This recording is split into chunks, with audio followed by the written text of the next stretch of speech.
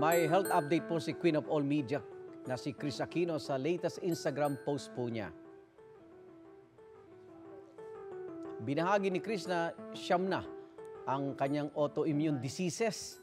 Nadagdag daw sa mga sakit niya ang mixed connective tissue disease. Mahigit 2 linggo na raw siyang nilalagnat dahil din sa iba pa niyang sakit. Humihingi ng prayer si Kris habang nagpapatuloy ang kanyang treatment.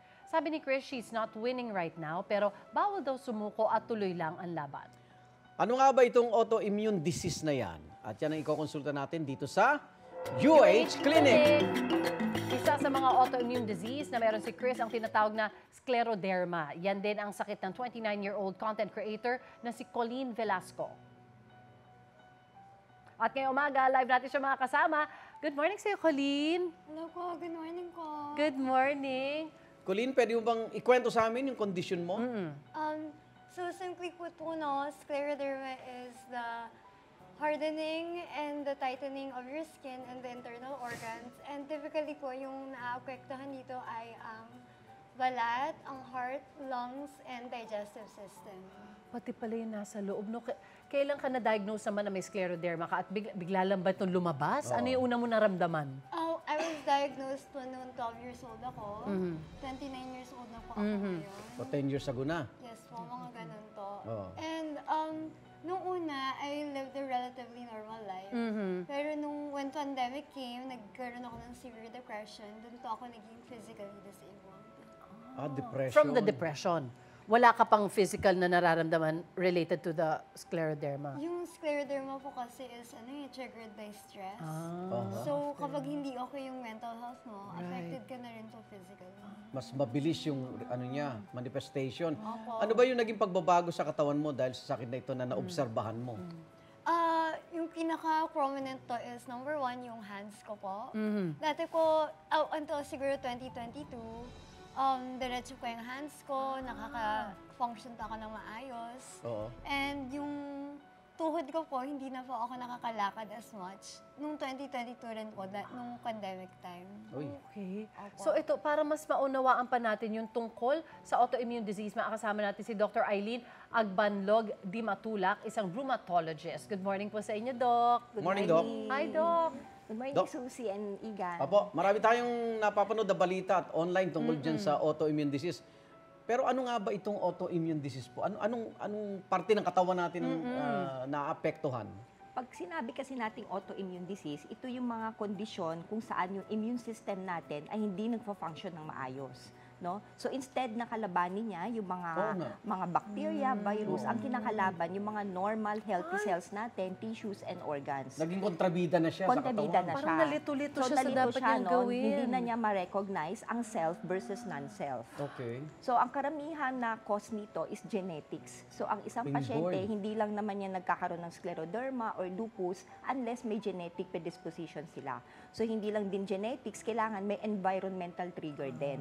So, usually, ano ba yung mga trigger ng environmental trigger, no? So, one common is smoking, okay? Or environmental factors like exposure sa mga certain chemicals, like silica dust, organic solvents for scleroderma, or some chemotherapeutic agents.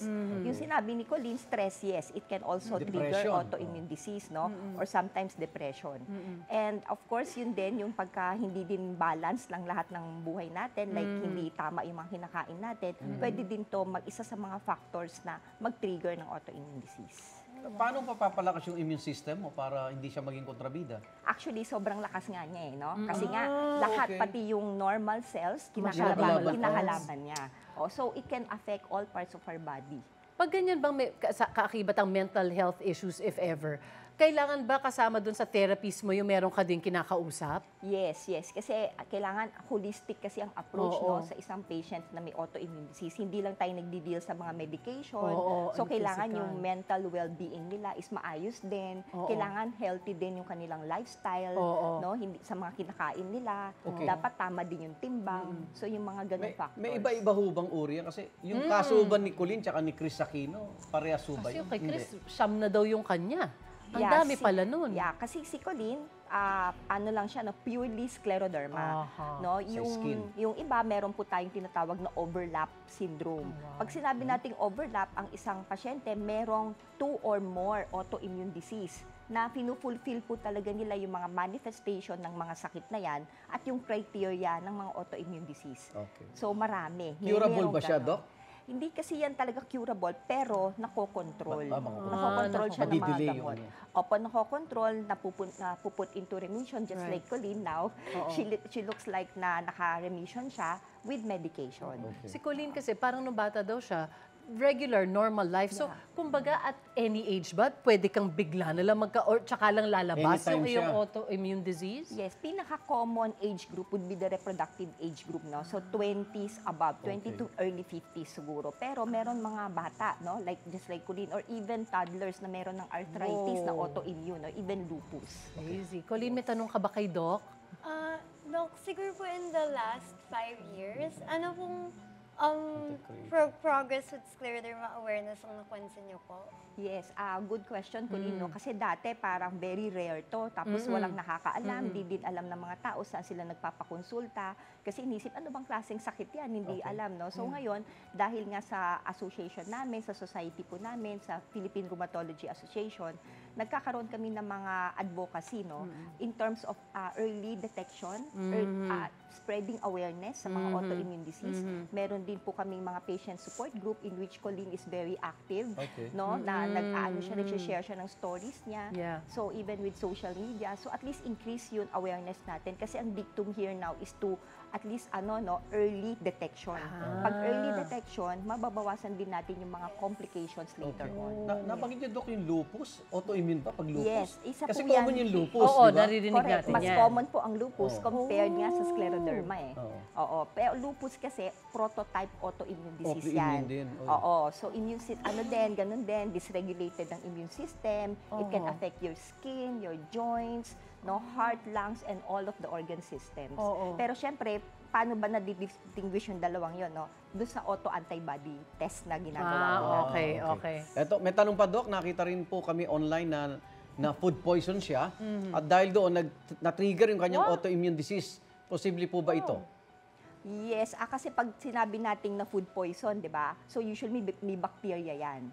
So pag may bacteria yung kinain natin, for example, hindi talagang luto. So may salmonella, shigella, okay. campylobacter. Yung mga bacteriang yun, pwede mag-trigger ng tinatawag natin reactive arthritis na isang autoimmune disease din.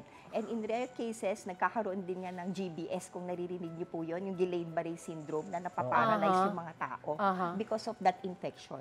Naku. So, kailangan din, nag-iingat din tayo sa mga kinakain din Hindi ko natin. na alam gagawin Grabe. natin. Ang binabantayan ko pa ngayon, sugar lang, tsaka BP ko eh. Lahat Dami pala pang dapat isipin. binabantayan. But also mostly, yung stress levels din siguro ng isang Mental tao. health, No? oo. Kasi sa bilis ng buhay ngayon, Yes. sa dami ng ginagawa. Correct. Dati pa bang may autoimmune disease? Ba't parang ngayon ko lang siya naririnig? Or ngayon na nagkakaroon ng awareness? Correct. Matagal na yan. Oo, ngayon, mas increase na kasi yung awareness. No? Mas may mga doctors na rin ngayon na nakakapag-manage yan. At saka yung sa ginagawa ni Colleen, di ba? Because of what you're doing Yeah. din sa SOCMED. Kailan mo yan inumpisahan? Siguro mga 2 years. And kamusta naman ang reception ng tao sa'yo?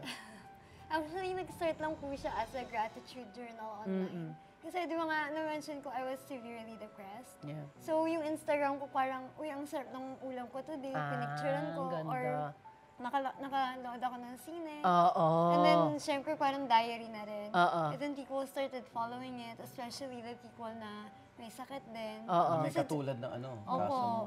Not necessarily scleroderma, pero chronic illness, autoimmune disease. Tapos, ang ganda po kasi Na-inspired mo sila. Tama, ang well, ganda. give and take. Oh, Na-inspire correct. ako sa kanila, na-inspire, So, parang community building ko talaga na tulungan na kahit mahirap ang buhay, masaya pa rin. Oo. I love that. Okay, maraming Very salamat, nice. Colleen.